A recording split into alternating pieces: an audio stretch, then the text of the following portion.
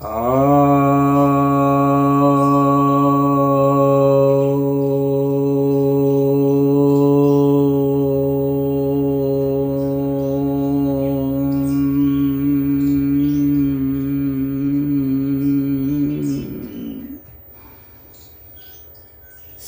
भक्तजनों को सप्रेम नमन। तो आज आपकी जिज्ञासा का समाधान लेकर आया हूँ। ये जिज्ञासा आई है कि प्रवृत्ति और निवृत्ति मार्ग क्या है, इसमें श्रेष्ठ कौन है।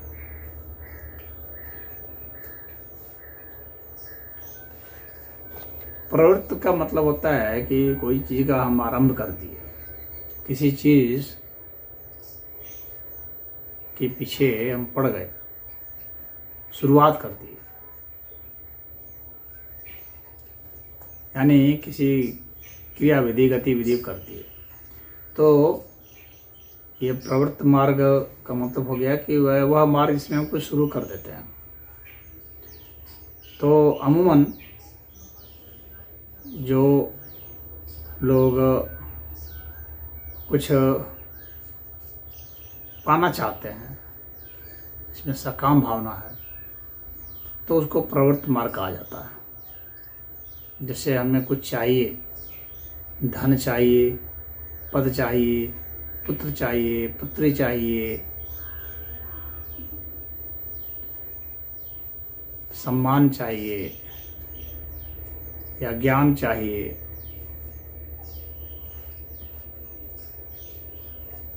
तो स्वर्ग चाहिए, इस तरह की जो बातें होती हैं। तो ये सब जब भी हमें कुछ चाहिए होता है तो उसको प्रवृत्त करते हैं। अब इसमें तो वह भी आ जाएगा, जैसे कि हमें शांति चाहिए तो वह भी आ जाएगा, क्योंकि हमें चाहिए की बात है। तो जब भी हमें कुछ चाहिए होता है तो वह प्रवृत्ति में आ जाता है, तो वह मार्ग है।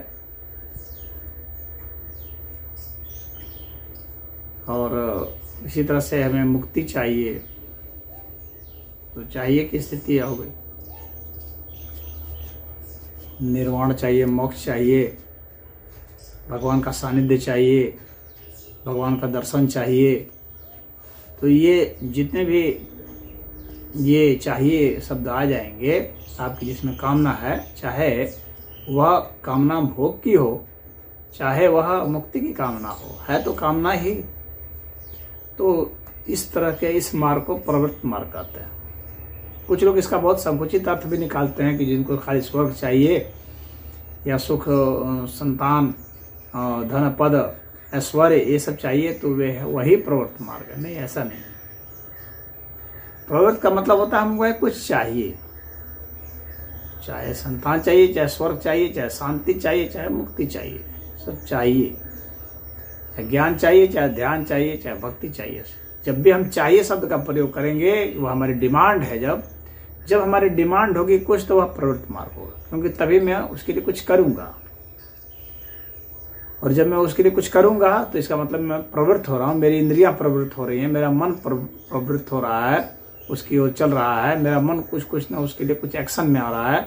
तो हम अपने को एक्शन मोड में डाल देते हैं, तो वह प्रवृत्ति मार्ग हो गया।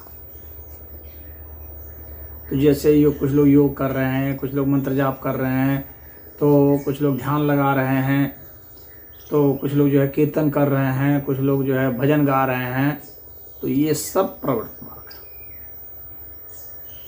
अब निवृत्त मार्ग क्या है? निवृत्त मार्ग है कि मुझे कुछ नहीं चाहिए, मैं जैसा हूँ, जितना हूँ, जो हूँ और जो होऊंगा और जो था पहले जो था, आज जो हूँ और आगे जो होऊंगा, मैं सब में संतुष्ट हूँ। मुझे कुछ नहीं चाहिए, मुझे कोई कॉम्प्लेन नहीं है, न मेरी कोई आशा है, न कोई तृष्णा है, न कोई मोह है, न कोई द्रोह है। मुझे कुछ भी नहीं चाहिए। बस जब ऐसा हो गया, जब मन में यह बात आ जाती है, तो मन इस तरह से ओरिएंट हो गया, तो फिर उसकी प्रवृत्ति किसी में भी नहीं होती। जब कुछ चाहिए नहीं तो फिर प्रवृत्ति क्या? तो जैसी स्थिति होती है, जैसी परिस्थिति होती है, उसके हिसाब से जो घटना घट जाती है, उसमें वो संतुष्ट होता है। क्योंकि न उसे मुक्ति चाहिए, न भक्ति चाहिए, न शांति चाहिए, न ज्ञान चाहिए, न ध्यान चाहिए, न अज्ञान से बैर है, न ज्ञान से वो मतलब है उसके लिए सब बराबर ही हो चुका है। तो वह जब सम स्थिति हो गई, सुख दुख लाभ हानि जय पराजय सब सम हो गया, जो हम थे अब पहले वो भी हमारे लिए वैसे ही था, जो आज है वैसे ही, जो आगे रहेगा वैसे ही। तो इस तरह की जो स्थिति होती है इसमें हमें कुछ भी अब नहीं करना है, बस होना है। तो जो बीइंगनेस है, अस्तित्वपन है, जो होने की स्थिति है, उसकी जो स्वीकार्यता है, वही निवृत्ति मार्ग है, जिसमें हमें कुछ करना नहीं है। न मंत्र जपना है, न ध्यान लगाना है, न स्वाध्याय करना है, न भक्ति करनी है, न घर गृहस्थी का भोग वाला ही काम करना है। यह एक बहुत विचित्र स्थिति होती है। न तीर्थ करना है, न व्रत करना है, कुछ करना ही नहीं। तो बिना किए कोई कैसे रहेगा? कुछ न कुछ तो करेगा ही। अब एक प्रश्न उठता है कि कोई भी व्यक्ति बिना कर्म के तो रहेगा नहीं, कुछ ना कुछ कर्म करेगा।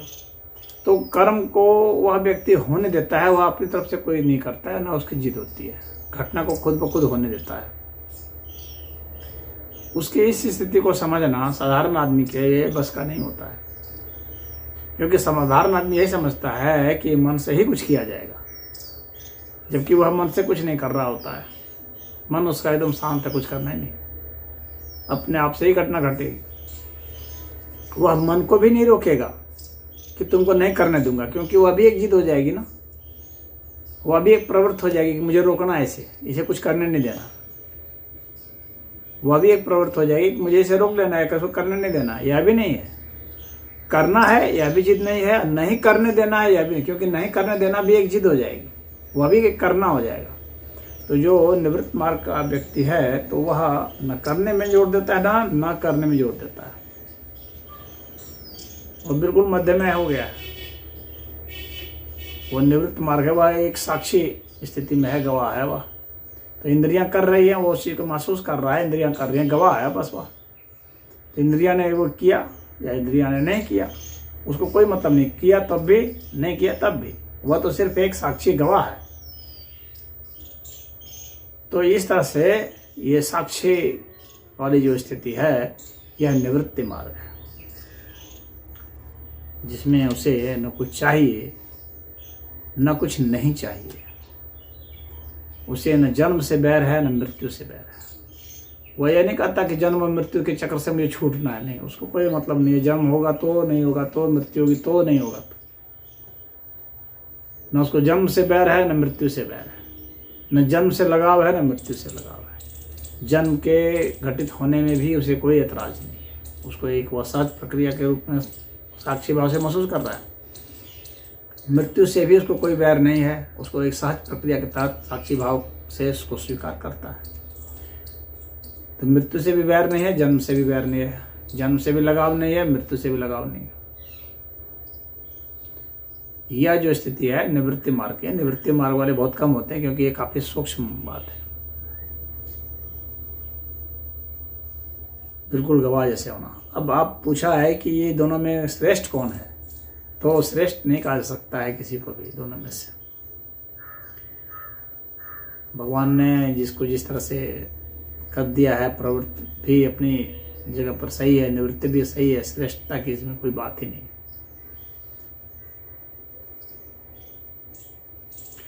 दोनों से ही मोक्ष मिल जाता है, ऐसी बात नहीं है कि प्रवृत्ति से मोक्ष नहीं मिलता।